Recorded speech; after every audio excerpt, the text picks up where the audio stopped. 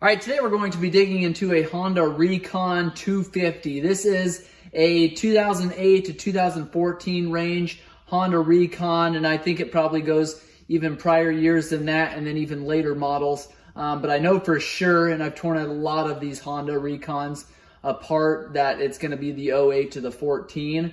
You got your cylinder head here. This is the top cylinder head cover here. We've got your valve inspection caps here, one on either side, intake, and you've got exhaust over here. Again, cylinder, your spark plug, what would be on your left-hand side if you're sitting on the four-wheeler, which is how I will describe anything. We've got our rear, front, right, left. So we've got your intake to the back of the motor here. We've got our cylinder. We're going to pull that off along with the piston. We've got our recoil pull starter. We've got our electric starter motor. We've got our output shaft down here. A reverse mechanism down here. I'm going to show you how that works. Charging system underneath this cover here. I'll show you that. Underneath up here, once we split this case, I'll get into the transmission. You flip this motor over again. This is right-hand side. We've got our clutch cover here. Oil cooler. 2 oil hoses going down to our clutch cover. We've got our clutch adjust here. Underneath of this cover is your clutches. I'll get into those. Centrifugal clutch and your clutch basket. I'll show you the tools needed to remove that centrifugal clutch. Also, I'll show you the tools needed to remove your flywheel that is on what would be the back side of your motor.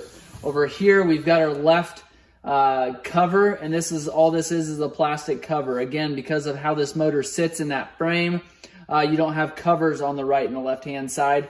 You've got those on the front and the rear, which isn't typical for off-road machines.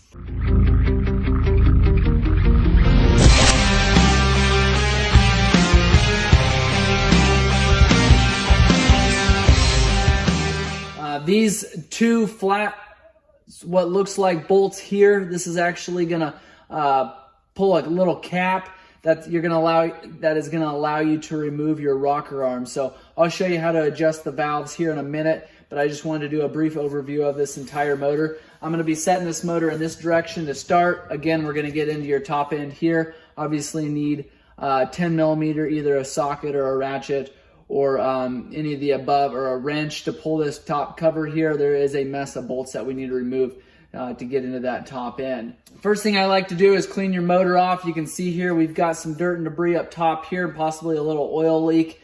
I'll show you the reasons why we've got some oil residue in some of these areas as we get into it a little bit more. We are going to completely strip down this motor, and so we're not too terrible concerned about the dirt and debris that is on here. We've taken compressed air, blowing a lot of the larger stuff off of there. But like I said, we're going to go through and completely redo this engine, so everything will be completely spotless before going back together anyways. So not too terrible concerned about some dirt like this. We're going to do the cleaning that we need to do later on. First things first, I told you I'm going to show you how to adjust the valves. The way that we do that over here is your top dead center inspection cap here, and you want to find top dead center. Now that is when your piston is all the way up, hence the top dead center. Now you've got 2 rotations that piston can be all the way up, so you want to make sure that you're on top dead center on the compression stroke. So that's going to allow your valves to be completely shut and going to give you the least amount of tolerance possible when you go to adjust those valves. So to do that, then, like I said, pull that cover there. To do that, then, you're going to pull this cap, grab a Allen wrench here. You can use a socket or a wrench. This is a 6 millimeter little Allen doohickey. And we can take and pull that cap. That's what the cap looks like. You want to make sure that your O-ring either stays there or stays with your cap. Just don't lose it. Setting that down, I'm going to go ahead and pull our caps there. Okay, 17 millimeter wrench to pull these. Just crack those loose and open these up. You can do this job when this motor is in the four-wheeler. You do not have to pull this motor to do a valve inspection here. So I'm going to turn this the right direction so you guys have a better idea what we're looking at here. Again, this is from the rear because we've got our output shaft down here. And you can see there that we've got a little bit of movement on these valves. I wonder if we're actually out top dead center already. So go down here, you can look through this inspection window. Now you can do it one of two ways. You can either use your recoil pull starter rope to pull this over. You want to move it over really, really slow. Probably the easier way to do it, and the way that I like doing it, is actually going to go ahead and remove this recoil pull starter and actually turn this crank over with your hands.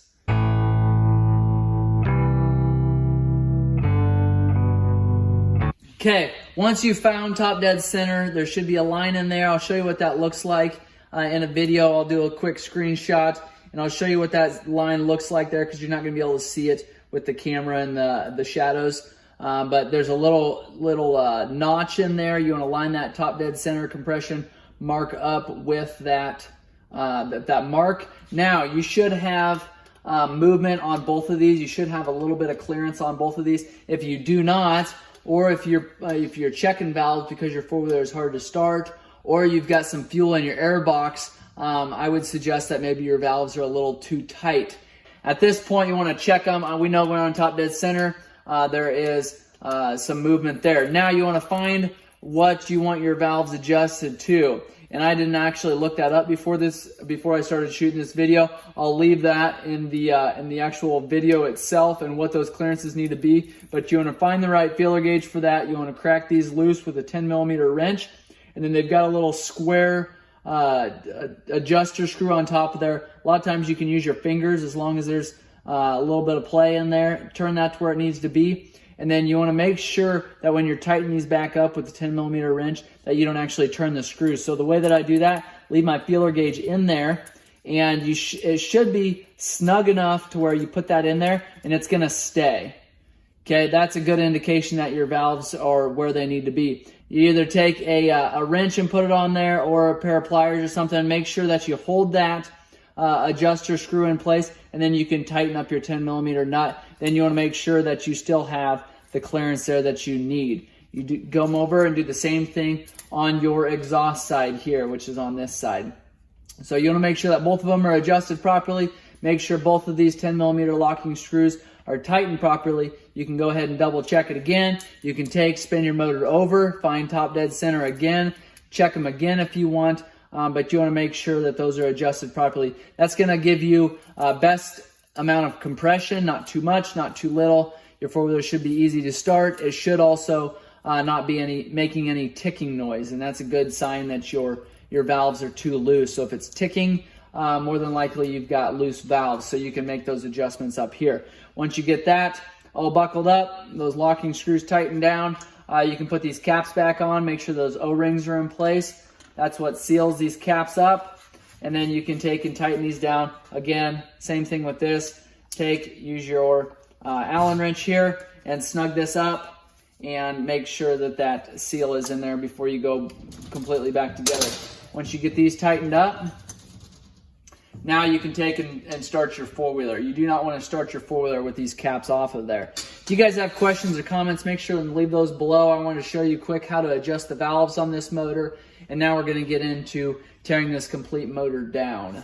Okay, digging into the top end on this Honda Recon 250, you want a 10mm socket, you want a 10mm ratchet, or a 10mm impact, or a 10mm wrench. We're going to remove all of these 10mm. What I do is don't remove them completely, leave them in place there, but definitely loosen them all up. I'll give you the torque specs on this when we're going back together, because you do want to make sure these are torqued. Okay, maybe you guys noticed this. There's a couple brass washers on these here. These are, you want to make sure that these two right here have the brass washers. So these bolts here actually end up kind of locking your rocker arm pin in place there. That's why these have the brass washers. So you want to make sure that those are in place before you're going back together. So we've got a gasket in here. I told you there was a little bit of residue here with some dirt. That's probably more than likely because this gasket was bad. Also, it could be because somebody else didn't torque these down. I don't know that for sure, but that is what this cover looks like. On the bottom side, you've got your rocker arms here. You've got your push rods that are here, and they go up into these grooves, if you can see that there. And then what we were adjusting a little bit ago when I was showing you how to adjust the valves is right here. So that's the distance between the adjuster screw and the actual valve itself, that top cap there, if you can see that. So you want to make sure that those are in the correct position. I'm going to set that aside for now. Obviously, this gasket's going to be replaced. Again, everything's going to be cleaned up. We can take and remove our push rods at this time. There is going to be oil on the bottom, and there should be if there's not. So setting that aside, we're going to grab a 12mm socket, remove these bolts. These need to be torqued when going back together. So two 10mm bolts here on the right-hand side of the motor. Let me get those removed. Those are removed. Again, torque these going back together. Do not forget to do that. 12mm to remove these. All right, one of my most common questions is, do you have to remove the engine to rebuild the top end? You do not. Now, I will warn you, if you drop one of these washers down there, you might end up, having to pull that motor and dig clear down there. You don't want to leave a washer or a nut down in your crankcase. That's going to cause some serious problems down the road. So remove those 4. We've got the 2 out over here, and then now we can just take and actually lift that cylinder head up and out of there. Get a little love tap there. That way you can break that seal. There's a gasket underneath this head. It is called a cylinder head gasket. That's going to be replaced going back together. There's these longer bolts there. There's your valves, intake, exhaust. You notice that the intake is slightly bigger than the exhaust. We've got your spark plug threads there. You can see we've got a little bit of oil seeping out there. That's not uncommon. From the top side, we've got your intake valve there, exhaust valve there. Dowel pin here, you want to make sure that that's there. Also dowel pin here. No other spots for dowel pins on this machine here. These are where your larger studs went through there.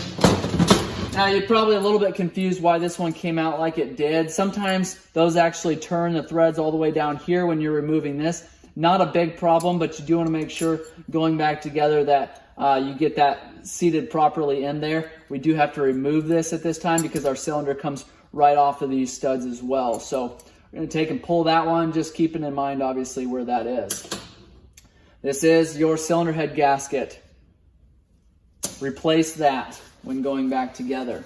All right, then we'll just take and kind of work that piston down and the cylinder up.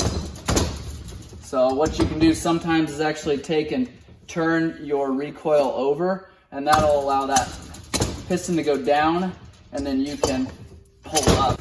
There we go. Okay, now we're able to just take and slide that off of there. You can see some of the rust and build up here. It's not terrible, but obviously this is getting replaced. There we go, just checking out this piston to here, kind of see where the damage is. And now we will actually take and pull that piston. Okay, now we can take a pick here, is what I like to grab, with a little hook on the end of it. And then we can take and actually remove this pin. You want to be careful when you're removing this. I like to take my thumb and put it over top. One thing you want to be careful of, you don't ram that pick into your finger. The other thing you want to be careful is you don't drop this clip. If all you're doing is taking and replacing that piston, maybe replacing cylinder or rings, and you pull this clip off, you end up dropping it down there, you don't ever see it again, you're going to need to split that crankcase and find that clip. You don't want to leave that clip in there. Now, what you do, you can actually take and very carefully just take from the back side here and push this pin through. What you don't want to do is take a hammer and start beating on it because you're going to damage that crank, for one, that piston, for two, depending on what you're doing. If you're replacing rings, replacing pin, you just want to make sure you don't damage anything. And tapping on this piston pin, if it's stuck on your crankshaft, is actually going to damage your crankshaft. Slam too hard, you're going to end up damaging your crankcase. Not a good situation. Now, this obviously gets replaced, but if we weren't, we'd take this clip, open end in, shove it clear up to the top in that groove there, and then take this pick, kind of pry it into place there. Pretty simple to do that. Now we've got what you would call your top end completely torn apart off of there. We've got your caps here. We can take and remove those at this time. These are full of oil. Remember I told you your push rods should be full of oil. Your caps should have some oil in them too. So we'll take and let those drain, and then we'll clean those up. Those we'll put a little bit of oil on before we go back together. Clean up this gasket surface. You can do that with a razor blade. Take and scrape that off, or a gasket remover. You want to make sure and do that before you put the new gasket onto there. Right hand cover here, you want to take your Allen wrench. This is a 5mm Allen. Remove these. And they've got sort of a flange on the end of there. You want to make sure that these go back in this cover here. Don't use them in other places. And then you also have a little grommet, rubber grommet deal here that you can take and pull off of there. Now we've got, this is the right hand cover off of there. We can just take now and remove our left hand cover as well. I think we only had one bolt left holding that on. We'll remove that. There is a right and a left to those, so they're not the same. So now we've got those covers off, kind of got the whole motor exposed. We've got our starter here, two 10mm bolts holding this on. Not sure why this was removed prior, but that starter feels good. We'll take and test it, make sure it's working good, clean it up really good, make sure that that O-ring is in good shape before we go back together. Set that aside. Engine recoil pull starter. So we've been dealing with a lot of 10mm bolts. We've actually got a couple 8mm here. 8mm to remove this cover. We got one up top, one below, one on the left-hand side here. Now we've got our recoil pull starter off. Now I showed you when we were adjusting valves, you could take this recoil pull starter off, find top dead center here. Okay, this is what I was talking about. You can actually take and turn this. If it's got compression, more than likely you're not going to be able to do it this easily with hand. Otherwise your compression's super low. But you can take a wrench, put it on there, spin it, or you can take some sort of a bar, put it in here, just carefully turn it. Make sure you don't break this, break these teeth here. This is called a recoil pull starter cup. When you've got your recoil pull starter, take and spin that out. You can see there, you jerk it real quick. This arm will come out. What that does is grabs one of these teeth, spins your motor over, and actually starts your four-wheeler. When you let go of this rope then, that arm goes in, and this can spin freely without engaging your recoil pull starter. When you take and spin it just like this, and sometimes what they do is they'll hold this rope, or if a kid's doing it, he won't know what he's doing, hold this rope. Now that, well, this should be spring-loaded. That spring must be wearing out, but what that's doing is actually this, this recoil cup here is taking and spinning this direction over top of this arm here, and it's going like that super quick. That's why you hear that rattle noise. So not ideal because you're wearing these teeth down. You're actually wearing this arm down. Could potentially break it. You want to make sure you don't do that, but if it does end up doing it, it's not the end of the world. So over time, you could make an issue. Okay, now we have got our recoil pull starter that we'll pull off there, or our cup. 14mm we'll take, and with a 3/8 impact, I can just hold it. If you're using something bigger or maybe a pneumatic one, you may not want to take your fingers and put it just like this. Okay, zipped it right off of there. Now we're able just to actually pull that cup off of there. You want to make sure that you've got a good seal in behind here. This cup, and I'll show you on your flywheel on the other side, but those grooves need to line up there. So when you're putting this back in, you want to make sure that that lines up. Now you can see we're turning our crankshaft there by simply just lining those grooves up. Now, other thing on this bolt here, because you've got oil down in this bottom end here, you want to make sure that you've got an O-ring on this bolt here. That way you don't have oil leaking into your recoil pull starter assembly. All right, now to remove our stator cover here and our flywheel. Again, bust out the old 10mm socket, go around the entire outside, pull all these off. This right here holds that, be the left-hand cover on, so you want to make sure that that stays close by. Okay, we got those covers off. Remove these bolts. I'm going to tell you here in a minute if these bolts are different size. This one is, because this is actually a drain, and I'll show you what that drains here in a little bit. But this bolt here, see, that one's a little bit smaller. So far, that's the only smaller one.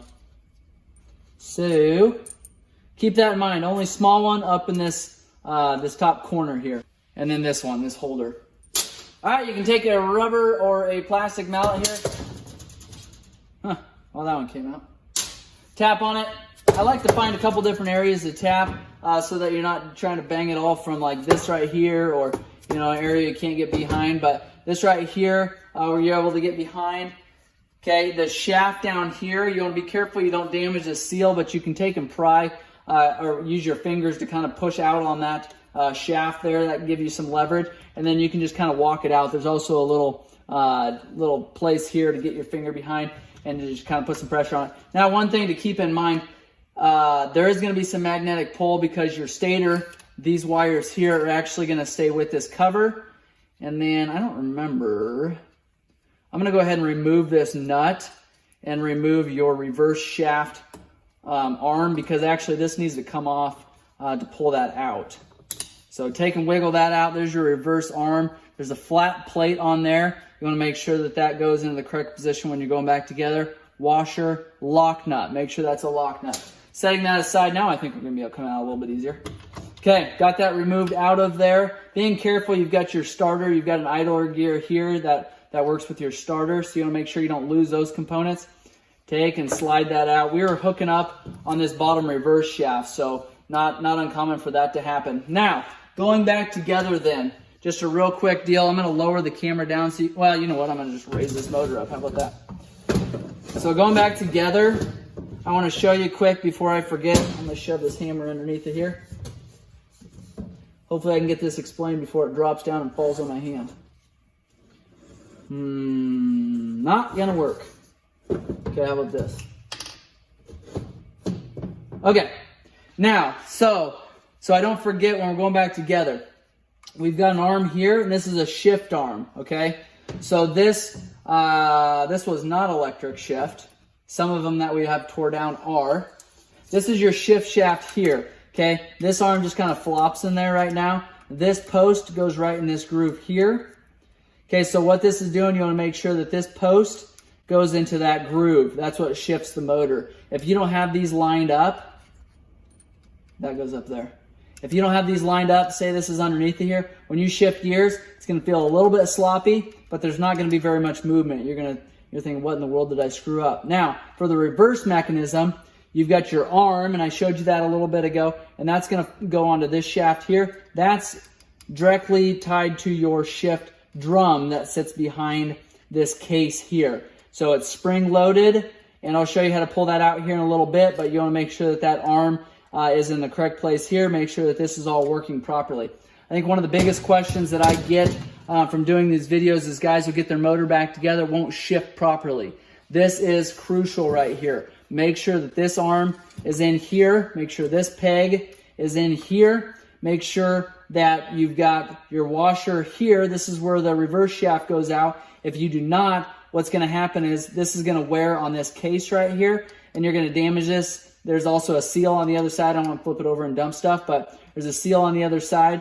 You want to make sure that that seal is in good condition. But if this washer isn't there, if this isn't in there properly, it's gonna wallow that out. You're gonna have some issues with that sealing up. Over on your stator cover as well, what stayed on this side was your actual one of your idler gears, and then this is what they call a gear reduction. So this is a gear, goes from your starter to your idler gear, which is this one, and then to your your idler gear goes to your flywheel here. Behind your flywheel, you've got your starter clutch on the back side. I'll show you that when I get this removed. So this gear here, pretty common for these to go bad because of the number of teeth. A lot of times you'll have people that don't let off the starter. That'll sit there and continue to grind, continue to have issues. Depending on how many times you start your four-wheeler, this could potentially be getting worn down. This one just spins in there. Unless you have a shaft that seizes up, you're probably not going to have a ton of problems with this, but you might. So keep that in mind if you've got a starter issue. You want to make sure, look for discoloration here. I'll do a couple different tests on this. I've done several videos on testing your stator, magneto, alternator, your generator. People call it about everything under the sun. Pulsar is this deal right here. That's what that is called. But there are several tests that you can do on that. Also, you want to get this gasket surface cleaned up. We'll do that when it comes time to put this back together. To remove this shaft, now I told you that there was a bolt here. just kind of really leery of this motor sitting like this. I told you there was a bolt here that had a pin on it. That holds this shaft into place. So you can see there, we can take and pull that shaft out at this time. That bolt actually sat down in here. I wish I could find that bolt quick. So this bolt sat down in here. That's to keep that shaft from sliding back and forth. So this shaft goes in here. Then you've got your arm right here. Hopefully you guys can see that with my hands in the way. This sits on. There's only one place that it'll sit. There's a little dot right there. It looks like dinged up splines. That's so this will only sit one way. It slides on there like this. You've got this little wire doohickey here that does something. Being real specific there because I don't really know. But I'm sure somebody will tell me in the comment like, hey, you're an idiot. This is what that little wire does. Okay, this little spacer there goes on that direction. And again, that bolt goes in there. So, that being said, idler gear, shaft, shift arm, plate, mechanism, doohickey, spacer. Okay, we're going to set this aside. That's going to all need cleaned up. You've got an oil seal here. Looks like potentially we had either this oil seal leaking, which would be our shift shaft, right? Wrong. I tried telling you that is not right. Okay, this is the reverse arm shaft seal. This is the shift shaft seal. Okay, one of these looked like they were leaking, so causing some of this residue here to sit here and then collect oil. Okay, that needs some serious cleaning. Now, to remove the flywheel, another common deal that I hear. Two different pullers that we sell, and I'll have the links in the description below. Okay, one of them is a puller that we sell like this. Now, thing is, if you buy this puller, okay, it's good for many different years and models. So again, if you need this puller, definitely let us know. The cool thing is, pull this shaft out, and this one screws into there, and we'll take and pull that flywheel off of there. So keep that in mind. If you buy this puller here, and maybe what I should do is name this like puller A and puller B. This is a multi-purpose puller. Again, it's going to work for a lot of Yamahas. This bigger side here, a lot of Hondas. Okay, this bigger side works for a lot of those. So on those, to remove the flywheel, thread this in, take this in, screw it in there just like that. Impact that in, it's going to rip your flywheel off or pull it off. It's not going to rip it off. So for this one, you take the inside threaded bolt off of there, take and thread that in there, and then take an impact and slide it on. This is a much simpler way of doing it. Now, the other option is, and it might be a couple dollars cheaper, but not much, is just to buy this puller just like this. Okay? Thread that in there, take our impact, buzz it in there, gonna pull that flywheel off. All right, getting ready to remove this flywheel here. We've got the puller installed. I've showed you two different options for pullers. What we're gonna do is take now impact socket, we're gonna run it on here, and then we're gonna take our impact here, and I'm going to run this in here. Okay, and that's actually gonna take and pull that flywheel off there. Now, I wanna make a couple notes of different things here. So, flywheel is off, okay? Puller can be removed, and we're done with this puller for now. If you click on the link below, we'll have a couple different options for pullers. One of them being this one here, multi-purpose. You can use it on several different years and models of machines. A couple different options for pullers here, and I've showed you the difference below, but make sure you get the right one for the right job. Now, one thing I wanted to note here before I moved on was what I had to do to get this flywheel off of here. So what I started with was a impact socket deep well. Okay, I wasn't able to remove it with that. I used a DeWalt 3/8 impact driver, was not able to get that off of there. I then switched to a regular socket, 17 millimeter regular shallow socket. I wasn't able to pull it off of there. Switched to pneumatic, tried both the deep impact socket, also tried the regular socket, wasn't able to pull it off. It wasn't until I used this shallow impact socket that I was able to remove that flywheel off there. It wasn't because of the flywheel puller. It wasn't because of what I was using for tools here. It was because of this impact socket. And I'm going to put a link to a listing below to point you in the right direction how to get these shallow impact sockets, because you want to make sure you use the right tool for the right job. Now we're able to pull that off of there. Now I'll let you see here kind of what it looks like. You've got your starter sitting here. We've got our gear reduction here. This is also kind of an idle gear.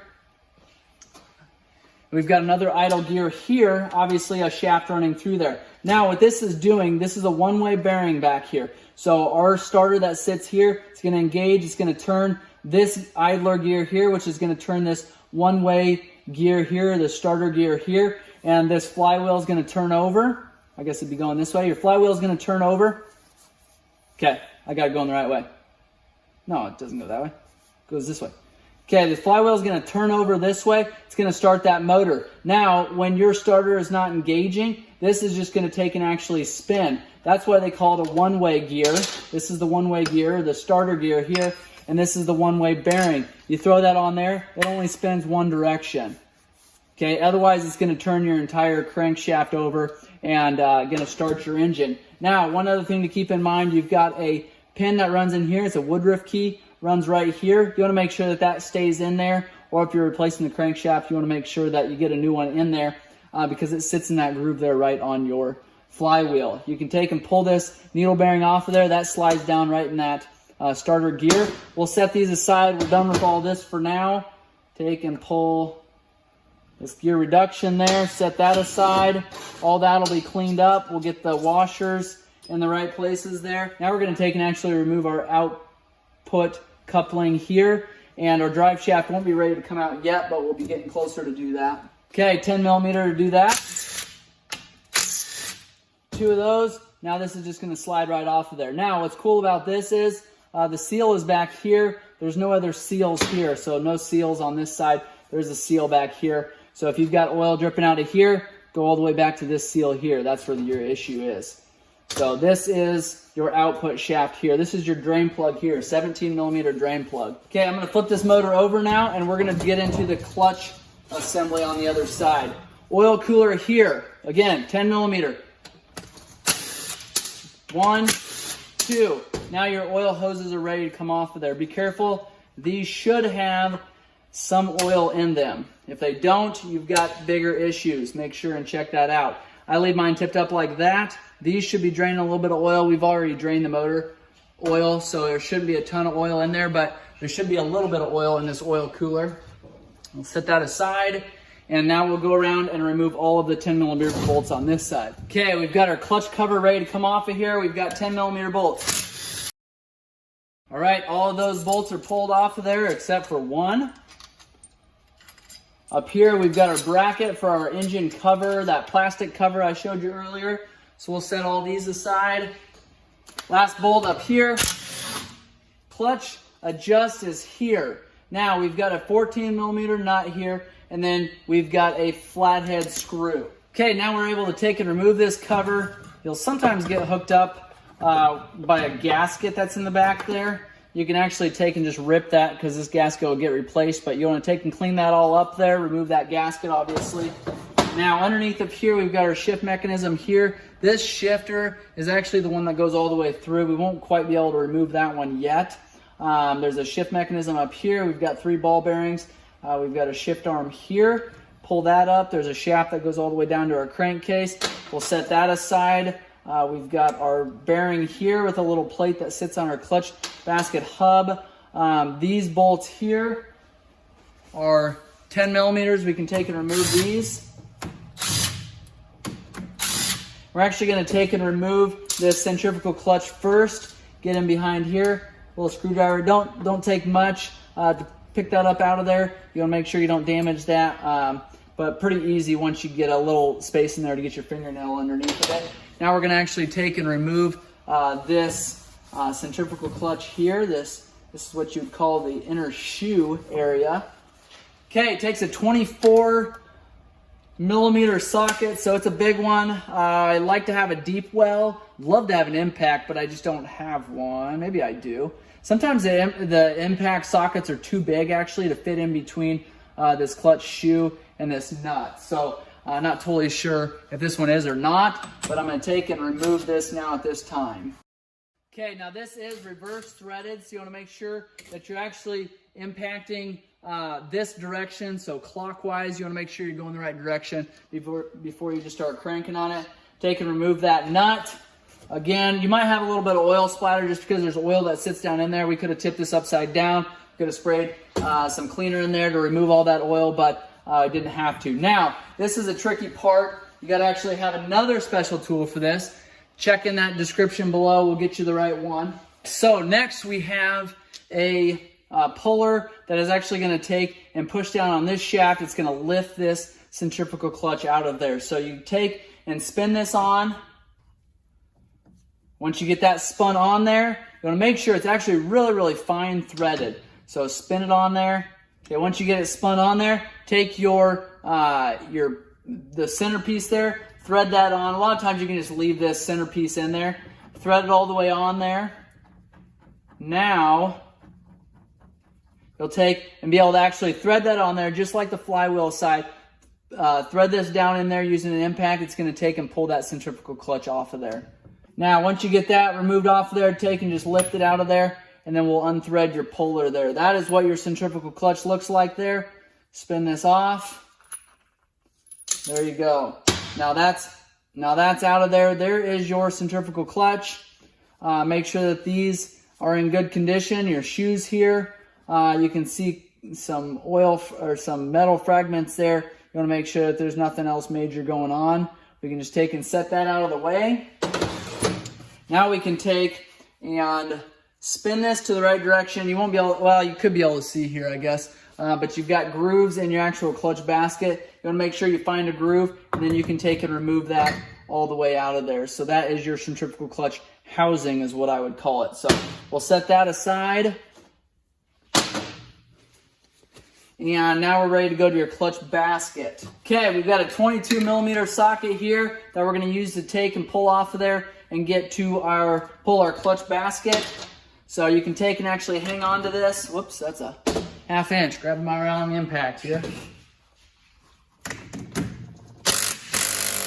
And this one's not reverse threaded, so it's regular threaded. Turn it counterclockwise to remove it. Got the nut off of there. Now what you're able to do is just take and remove that entire basket there, or the clutch plates, friction plates in the hub there. Now you can take and remove that basket. What I like to do is set this right back down on top of there. That way you kind of keep everything together.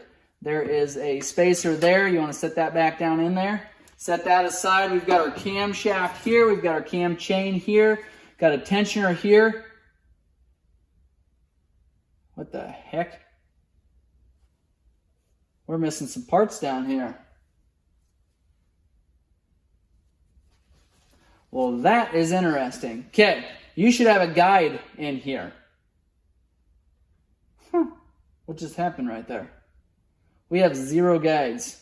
So this motor, I kind of wondered if somebody had been in this motor before. Okay, now we can take and remove our shift linkage there. This can all come off of there.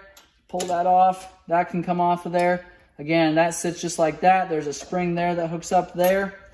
And this is all going to have to come off of the 10 millimeter. This plate won't come off. We've got our cam chain tensioner. What's supposed to be tensioning something is not tensioning anything at this point.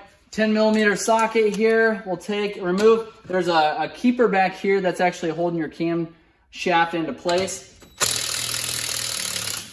We'll remove that. Now we're able to pull our cam out of there. Our tensioner is here. Okay, we've got our shift plate here. Now, I'd be really careful when you're doing this. There's not a good way to hold this. So what I like to do is actually turn it very slowly until it gets to a stopping point, rather than, you don't know what gear it is. If you just take and hammer on it, could spin that drum super quick, could break forks, could cause some other issues. So just barely turn it until you know that you're in a good spot. And then you're able just to take and spin it off of there. Now we've got that plate off of there. Now this plate will come off. We've got an arm down here that rides on that shift star. This is not the right, okay, now I'm seeing our issue here. So this is not the right spacer for that. That's not the right one. Now we need some snap ring pliers for that. Our cam can come out of there. Just take and pull that out. This cam chain is actually bad. You can see there, it's supposed to move. It's not moving. Okay. That'll go in the trash. Here's our camshaft here. So when we had our camshaft in here, we had our push rod caps down there. Took and pushed our push rods up, touching our rocker arms, moving our valves. That's how that system works there. That's what these lobes are doing. They're pushing against essentially those rockers, which are pushing against the valves. So set that camshaft aside. We'll grab some snap ring pliers and pull our oil pump sprocket off of there. Okay, snap ring is removed. We're able to take our chain off of there, set it aside, grab our 10 millimeter, remove our oil pump. This right here is supposed to be holding the cam chain tensioner. It's clearly not doing its job. I find it so interesting. It's like somebody forgot to put the tensioner in there. It's no wonder why we've got all kinds of issues with this motor. So that is removed. Our oil pump bolts are out of there. Okay, take and remove that. We'll put that oil pump with our chain there. This all needs cleaned up. As you can see, I wouldn't typically put that in a pile of dirt, but we've got some serious issues with this motor. So I think the dirt is the least of our issues right now. Okay, now we're able to remove what's left of the 10 millimeter bolts around this motor, and then we can split this case. So we've got one here above the cam shaft. Got one down here on the outside of our case. Okay, and we got one down here. I think there's actually only 3 on this side, but we flip it over and there is a bunch of them over there.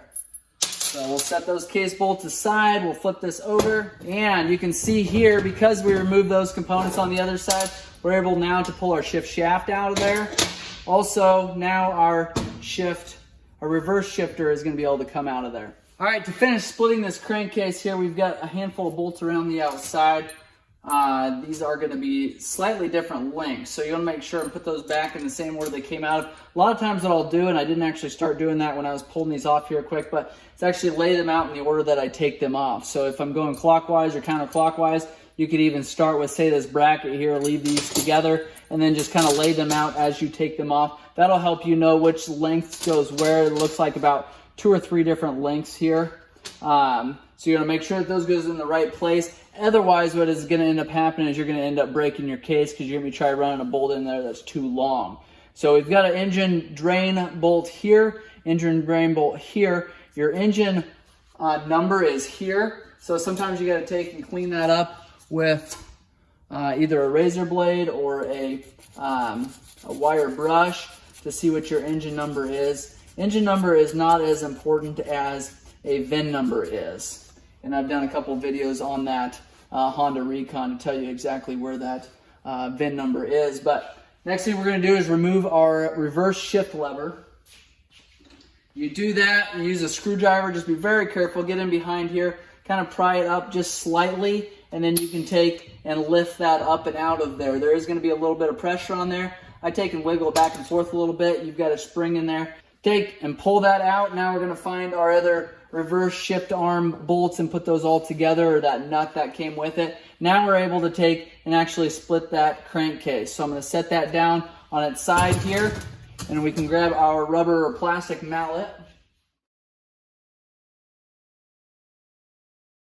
All right, we are starting to come apart there. Got a couple different spots that might be holding us up. We've got rubber engine mounts here. Sometimes those can hold us up, but I like to be able to get my fingers in there. Once you get your fingers in there, you can kind of wiggle it back and forth. Now what I do is kind of keep an eye on where all the major parts are staying. If the transmission's staying on one side or the other, I'll flip it up and then allow those to kind of stay in place. So it kind of looked like, and sometimes I'm wrong, kind of looked like it was staying on that side. So now I'm just able to flip that over. Now all of our transmission components stayed exactly where they were. So if you can see that there. So we've got our crankcase split there. Our transmission stayed on one side, and then we just have a clean case on the other. So again, we're going to take and clean this gasket surface all up. We've got our transmission bearings here. We've got our main crank rod bearing here. That's our main bearing is what they call that. We've got our gasket surface that can be cleaned up. We've got, this is where an actual transmission gear shaft is going to go. Another one here. This looks like it's going to go to the actual shift fork. So you want to inspect all those outlets there to make sure that those aren't wallered out, no major damage there. And replace these bearings, especially when you've got a dirtier motor like this. You want to go ahead and replace those. When you're here, you may as well get them replaced. You don't know, I showed you those clutches had a little bit of metal shavings in there. You don't want those pieces getting into your bearings. That's going to cause issues down the road if it's has not caused issues already. So make sure just replace those while you're in here.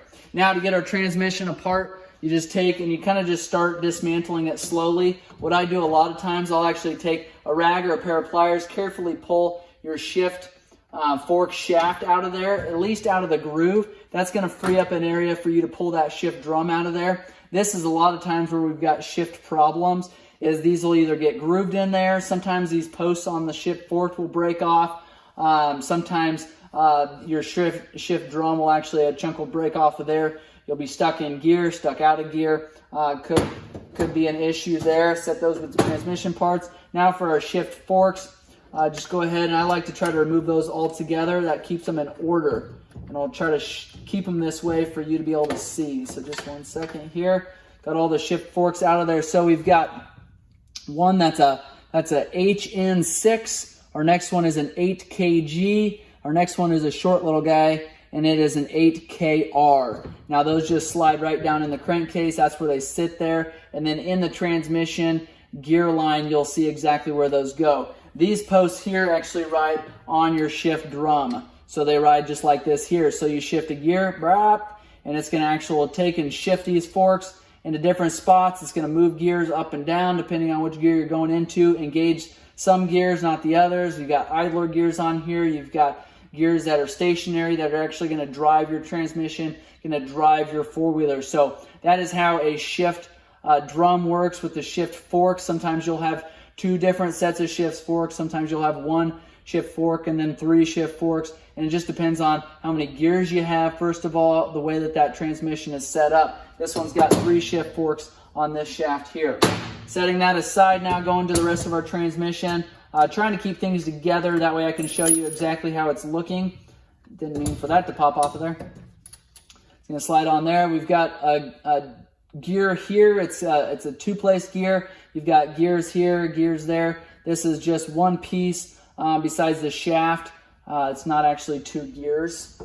And then we've got the rest of our transmission here, and this comes if you buy this from Honda, you'll actually get this piece by piece. So not ideal. That's why sometimes it's better off buying a used transmission. You can buy the entire set. You know, this one you could buy for say $60. I have no idea what it is, but $60. Where if you were to buy each component from Honda, you'd be looking at probably $600 to $1,000. This gear might be $80. This gear might be another $120. This one might be $45. This shaft here may be $220. So each part really adds up, but that's what your transmission looks like. Your shift fork's going to actually ride in these grooves here. So we've got 1, 2, and 3. These are going to go back and forth like this, engaging different gears and allowing your four-wheeler to move in different gears. Your crankshaft here, and sometimes you can just wiggle it out just like that. This one looks like we're not going to be able to do that, so we'll prop that crankcase up, and we'll actually take a rubber mallet, tap on this side. Be really careful when you do this. If your crank is good, you don't want to end up shooting that crankshaft across the room, so just be careful doing that. Now we've got our crankcase here, and it is completely empty. Now comes the time where we go and clean everything up. So if you guys have questions or comments, make sure to leave those below. I know this video has been long. I'm going to break this up into segments so you can skip right to certain areas. I think you'll find this video helpful when it comes to the tools that you're needing. Make sure and click on those links below so you're getting the correct tool for the correct job, so you're not damaging more parts than you're already replacing. Again, a couple of those tools, the shallow impact sockets, we've got the flywheel pullers, we've got the clutch pullers, we've got a couple other special tools that I'll put in the links below. We've got a lot of these parts available for sale, new and used. Make sure you check out our eBay store. Make sure you check out our website. And I appreciate you guys watching. Make sure you hit that subscribe button if you found this video helpful. Like always, give us a thumbs up. We appreciate any feedback we can get. Thank you guys for watching.